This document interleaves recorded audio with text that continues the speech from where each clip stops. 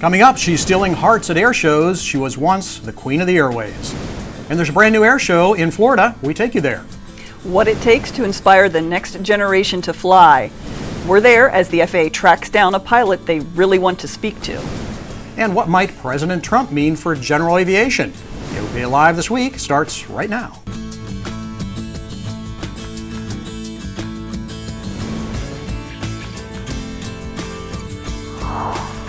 The pundits and the pollsters are slack-jawed.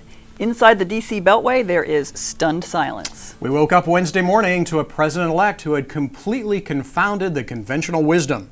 And now there's a new sheriff coming to town.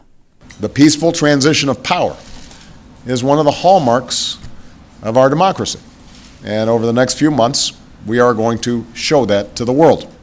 And so a lot of things are going to change. And for us, we wonder what a Trump administration might mean for general aviation. Jim Kuhn is AOPA's top guy on Capitol Hill. I think he has suggested on the campaign trail that he would like to develop an investment program in our nation's infrastructure, including airports. Mr. Trump owns a few airplanes, so I think he knows the advantage of business aviation for certain. I'm optimistic that AOPA will be able to work very closely with the new Trump administration, and I'm looking forward to it. So, where does President-elect Trump stand on user fees? Well, we don't know. We asked multiple times, as a matter of fact. The Clinton campaign answered AOPA's questionnaire. Trump's people didn't. Every administration since Clinton has proposed user fees, but Congress has always stood in the way. And just about all of the people we've worked with to block user fees are returning to the House and Senate. The leadership in both the House Transportation Committee and on the Senate side in the Senate Commerce Committee, Chairman John Thune from South Dakota will continue to chair. Bill Nelson from Florida will be the ranking Democrat, and same again on the House side with Schuster, and then Peter DeFazio from Oregon will be the ranking Democrat there. Schuster is Representative Bill Schuster of Pennsylvania. He's chairman of the House Transportation and Infrastructure Committee, and he is expected to continue his pursuit of a privatized air traffic control system. But regardless of who has the power at the moment, AOPA works for the benefit of general aviation. Here at AOPA, in our advocacy efforts, we work with Republicans and Democrats alike. We really are blind to party affiliations, and if you're going to support general aviation, then we're from the General Aviation Party, and we look forward to working with all the senators, all the House members, the new president that the American people have sent to Washington, and hopefully we'll have some good things continue to happen for general aviation. While Mr. Trump doesn't take office until January 20th as president-elect, he now warrants a TFR over his residence. It's pretty small as TFRs go, only 2 miles around Trump Tower, but that unfortunately closes the Hudson River VFR corridor. AOPA is working to get some access restored. A big whoops for the FAA in Hawaii. They changed flight procedures without going through the proper regulatory steps. Previously, small aircraft could fly to the small islands without filing an IFR or D VFR flight plan if their cruise speed was below 180 knots. But that provision was removed when the FAA published the latest edition of the Pacific Chart Supplement. Now every aircraft has to file when crossing the Hawaii Inner Air Defense Identification Zone. AOPA yelled foul, and the FAA concedes it didn't take proper steps to make that change. And just as we started taping, we heard from the FAA, though. So, Melissa, what are they going to do about it? So the FAA responded to us pretty quickly. They acknowledged they made a mistake, that they can't make that kind of change without going through the entire regulatory process. So they've just issued a letter to airmen restoring the exemption. So no need to file that flight plan if you don't want to. Ah, excellent. All right. And AOPA's National Aviation Community Center continues to bring new people out to the airport.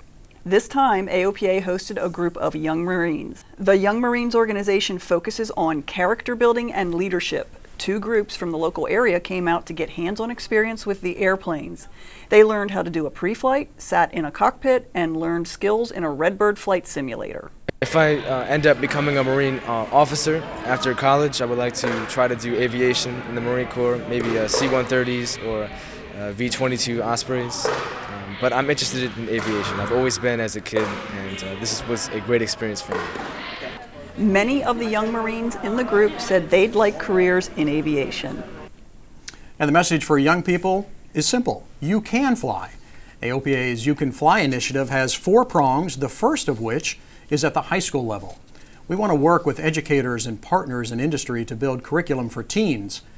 The STEM, or science, technology, engineering, and mathematics-based content will help steer young minds toward aviation and aerospace careers. And this week, AOPA hosted educators from around the country to collaborate on how we can empower the next generation. This high school symposium is one way to do that, where we bring together a group of educators and administrators for the purpose of sharing best practices. The Museum of Flight played host to nearly 200 educators from around the country. It's a way to let educators who are passionate about aviation know they are not alone. One, I'm realizing that some of the struggles I have had or am having are not just me. Other people are having the same issues in other schools in other states. Steve Smith is a teacher from Anaheim Hills, California. He rolled out a career and technical education program that centers on aviation. Symposium has been enlightening to him. And so it gives me some new ideas on how to approach it and see about continuing to improve the program. Nicole Stott is a retired astronaut. She had a high school teacher that empowered her to follow a path that led to space, and it started with aviation. But when you were in school and there was a teacher that wanted to do something different like that, like share something like flying with you, that's so different to everything else you're learning in school, it's really important. AOPA is partnering with Purdue University to build a detailed curriculum that will help inspire more young minds, just as the symposium inspires educators. And just the excitement and energy in this room is just awesome. Great to see so many educators getting together to share ideas. They came from 32 states and 2 countries. And a special shout out to Mr. Smith's class at Canyon High School. He tells us that the class watches AOPA Live this week together. So appreciate that. Wonderful. And Tom, you know, You Can Fly is really a big deal for us here at AOPA. We've told you about some of it already. It's our 4-part plan to grow the pilot population. As AOPA's Mark Baker says, we don't need millions to turn things around, only thousands. And it starts there at the high school level. We want to follow up with a program for every phase of a pilot's life. The other parts are helping foster flying clubs and flight training. We also want to get pilots who have stopped flying back into the left seat, and that's the Rusty Pilots program. You can read all about it in the December issue of AOPA Pilot Magazine. Coming up after the break, fly a classic beauty. We check out the Pan Am Clipper Tabitha May. Plus, the DeLand Sport Aviation Expo. AOPA Live this week continues. There are many important things to consider before purchasing an aircraft. Let the experts at Aerospace Reports help guide you through the process. We combine expert knowledge with our long-standing commitment to personalized customer service to perfect your transaction. Learn more at aerospacereports.com. There's always something to be learned from an aircraft accident, and the midair between an F-16 and a Cessna 150 is no exception. The NTSB has released more than 100 pages from its investigation. A couple things we can glean from them. See and avoid is an imperfect system. The Cessna pilot probably never saw the fighter. It may have been hidden by the strut. NTSB says you should move your head as well as your eyes when scanning for traffic. The other lesson? The Cessna had a portable ADS-B receiver and could have seen the F-16 on its traffic display if the TISB traffic signal hadn't been blocked. The FAA currently will send traffic only to displays with certified ADS-B out. That means that all of the portable solutions may not see all of the traffic near them. AOPA is working closely with the FAA to change that policy. So, Melissa, we have been working on that for a while. Where do we stand? So we have made progress. We expect the FAA to have a decision on that by the end of this year and then implement it sometime next year. But we think we're going to have a positive outcome and get that change within the next year. That'll be welcome change. Well, meanwhile, the city of Santa Monica has filed eviction notices on the 2 FBOs at the airport. Atlantic Aviation and American Flyers have continued to operate even though their leases have expired. The FBOs have asked a judge for a temporary restraining order to stop the city from evicting them. The judge denied the TRO. A hearing on the eviction proceedings is scheduled for next month. Last weekend, DeLand, Florida hosted a new show focusing on sport aviation. AOPA Senior Editor Al Marsh reports. From gyrocopters to carbon cubs, the first annual DeLand Sport Aviation Showcase is all about the fun side of aviation. These kind of airplanes, light sport, light kit, ultralights, they bring the budget back in flying and make it approachable to almost everyone. Jana Phillips, the former organizer of the Sebring U.S. Sport Aviation Expo, is now the DeLand organizer. She sees DeLand, located about 45 minutes north of Orlando, as the ideal location for the show. There is so much cooperation and support from the city and the airport manager, and it sits in the middle of just a mecca of aviation. And it's easy access to get here by air and by land, so it just works. The really big news of the show is that Flight Design CT Series and C4 four-passenger aircraft will continue under a Taiwanese company named Aero Jones. And our goal is to regain that control of the U.S. market and push sales back to where they were. The purchase brings new life to one of the top models. Aero Jones will manufacture the airplanes in China with final assembly at a facility somewhere in Florida. Crowds at DeLand were small. Just under 4,000 people came during the three-day show. But Dan Johnson sees value in smaller shows. You don't have to go so far, you don't have to collect so many people, but there's also less burden on everybody who wants to attend that you can get to these events. You can talk to the vendors, you can meet and ask all the questions that you want, which is tough at, say, AirVenture, where there's 5 deep at every booth or something, and you may not even get a chance to ask your question. The Sport Aviation Showcase is just the start of DeLand's plan to become a hub for sport aviation. The city is developing a commerce village to house sport aircraft manufacturers.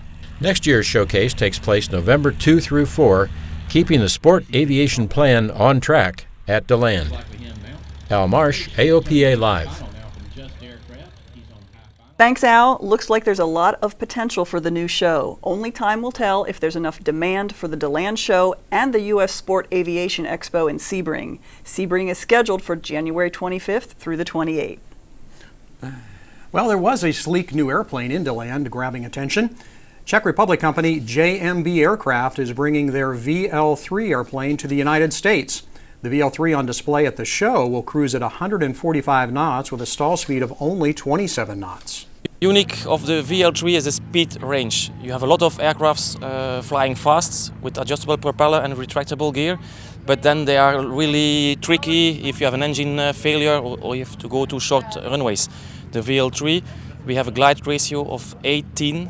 When the gear is retracted, everything is closed. It's almost a glider. The VL-3 has a 100 horsepower engine that burns just 5 gallons an hour. The 145 knot version will be experimental with builder assistance. Cost will be around $150,000. The company will also offer a slower version that will meet LSA standards. And moving on to a much older, bigger airplane, the DC-3 is a legend in aviation history. During its day, it carried the majority of airline passengers. AOPA Live's Josh Cochran has the story of an especially notable one, Clipper Tabitha May. Even after 80 years, this lady is still turning heads. The 1945 DC-3, the Clipper Tabitha May, travels around the country serving as an ambassador to a bygone era of early air travel. Even people who aren't airplane people recognize the DC-3 from movies and from television. It evokes sort of a romantic era of aviation. Like most DC-3s, the Clipper Tabitha May has a storied past. It started life as a C-47, but with the war over, it was converted to a model DC-3C. It served in a variety of roles, from a corporate transport to a sightseeing airplane doing tours over the Grand Canyon. It was even operated by EAA for several years. Then it went on to carry passengers for Era Alaska Airlines. It retired from passenger service in 2003. This airplane is the last DC-3 to fly passengers in scheduled service in the United States. Rob purchased the airplane and put it through a major restoration. He decided to paint it in Pan Am colors to honor a friend who is a mechanic for the airline. So pretty much everything on the airplane has been redone. The airplane was put back in service in July of 2013. It takes a lot of work to keep the old bird flying, but the experience is worth it. Flying an airplane like this is a dream come true, actually, for someone like me. I mean, it's nearly twice as old as I am. It's pleasure to fly, and just the history of it, it need to be a part of it. The crew hopes the old bird will breathe some new life into the aviation industry. It's a great opportunity to meet the public, show off the Clipper Tabitha May, answer a lot of questions, and hopefully get especially young kids involved in aviation, and hopefully they can pursue their dreams as well. Josh Cochran, AOPA Live. Wow, beautiful airplane. And you can read more about Clipper Tabitha May in the December issue of AOPA Pilot magazine. Well, coming up after the break, cameras are rolling as the FAA catches a pilot off guard. AOPA Live this week continues. Meet the pilots who fly with AOPA Insurance. They love flying and saving money, just like you. At AOPA Insurance, we understand how you fly and provide the coverage you need to keep on flying. Call for a free quote and see which AOPA insurance plan is right for you. It's not usually a good thing to find out the FAA wants to talk to a pilot when they land. Our cameras were rolling as the feds came to meet a pilot after an airshow flyover. AOPA Live's Paul Harrop has the story. This story contains archival combat footage and descriptions of combat injuries from the Vietnam War. It's a sunny afternoon at Oshkosh, and the T-34 Mentor flight is about to wow the crowd. Suddenly, the air boss comes across the radio. T-34 lead, boss. T-34 lead, go ahead. Yeah, Smitty, got some federales up here, and they are needing to speak to your Colt leader. Meet Walt Fricke, that Colt team lead for this formation, and someone with whom the FAA wants to speak. He probably turned me in. I don't know what for. On the ground, Walt is trying to piece together why he's headed to chat with Uncle Sam. You messing with me, or was that for real? No, that was for this real. Kevin Morris from the FAA. It's not Fricke's first time dealing with the FAA. Flying is in his blood. His dad flew C-47s in the war, surviving Operation Market Garden. As a young boy in Michigan, Walt started with models. We flew at the Traverse City Airport. So we had a corner of the airport carved out for U-control airplanes and free flight airplanes. And I saw the real airplanes coming and going, and I lost interest in model airplanes. I had to do the real thing. He soloed on his 16th birthday and had his private license before his driver's license. It was 1966, and he was fresh out of high school. He wanted to be a fighter pilot, but an Army recruiter got his attention. And he said, with your high flight time in your logbook, he said, surely you'll go right to the fixed wing school. I could choose on any of them. I don't think he even mentioned helicopters. Fricke was put in command of a Huey, flying 830 hours of combat flight time in just 8 months. I was having the time of my life. I loved the flying. I loved the challenge. He was quickly promoted to a critical role, flying Smokey, a helicopter designed to put a barrier of smoke between the LZ and the VC. And we flew, when they did a combat assault, put 10 helicopters with troops into a landing zone. We would fly down along the perimeter of the landing zone near the tree line and leave this big smoke trail. It was high-risk flying, but the flying was the reward. Fricke was building hours, but also learning key leadership and decision-making skills that still serve him today. Not long after he transitioned to flying gunships, he learned one of the toughest lessons a service member can. And we're rolling in on a gun run when the rocket misfired, and the shrapnel from the rocket came through the cockpit, severed my foot just above the ankle, all but the Achilles tendon. My foot flipped around and landed in my lap. Fricke is bleeding. His crew chief immediately tilts his seat back and sets a tourniquet, but the pilot starts to panic. The low RPM warning is blaring, and Fricke knows the ship is seconds from having the main rotors fold up. And he was pulling a lot of pitch, and I reached up with my right foot and keyed the mic on the stick with my right toe and said, "Lee, I'm okay," just to calm him down. And so I was coherent. Suddenly, the hotshot chopper jock was a combat-wounded veteran. His long road to recovery was just beginning.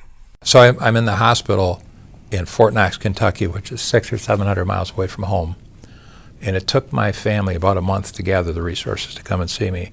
And in that period of time, I was fading. I was full of anxiety, maybe PTSD. I couldn't eat, couldn't hold down food. I was down to like 155 pounds, and I was in Vietnam. I was 220. and I'd lost a lot of weight in just a matter of weeks, and emotionally wasn't doing well until they came to see me. Once they came and saw me, and I think I was worried about, what's my fiance going to think about a guy with one leg, and so that's part of the anxiety. And when they got there and I realized that they saw me as the same old guy, it was like the healing began in earnest. That first-hand experience with a combat injury and the struggles he faced around logistics inspired him.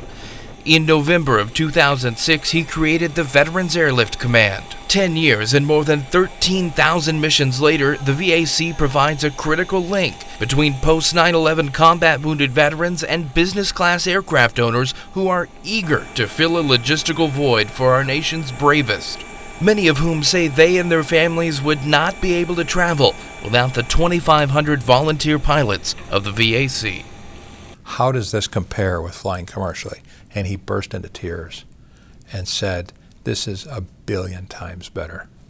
So what business does a selfless, heroic, altruistic, and experienced pilot like Walt Fricke have with the FAA? Walt? It depends. Yes. Kevin Morris with the FAA. Let me start off telling you what we know. And he kind of stuck his finger in my chest with a stern look on his face, and he said, we've been watching you since 1964. After some tense moments and anticipation, the feds revealed their reason. And I'm here to present to you, on behalf of the FAA, the highest honor we can give an airman, the Wright Brothers Master Pilot Award. It's a remarkable moment in the story of one of our nation's great aviators' flying careers. And I look at it as kind of bookends on my career. My life was at the beginning of which I spent flying guys into combat, and now I'm flying them home. Paul Harrop, AOPA Live. Congrats, Walt, and we certainly are thankful for your service. We certainly are. I've known Walt a long time, and I didn't know the story, so great storytelling on Paul's part, too, getting that message out. Great work that VAC does. Wonderful. And on this week of Veterans Day, we honor the men and women who have served our great nation. Thank you for all that you do. Absolutely. That's it for this week, though. We hope you will join us again next Thursday. See you then for another AOPA Live This Week.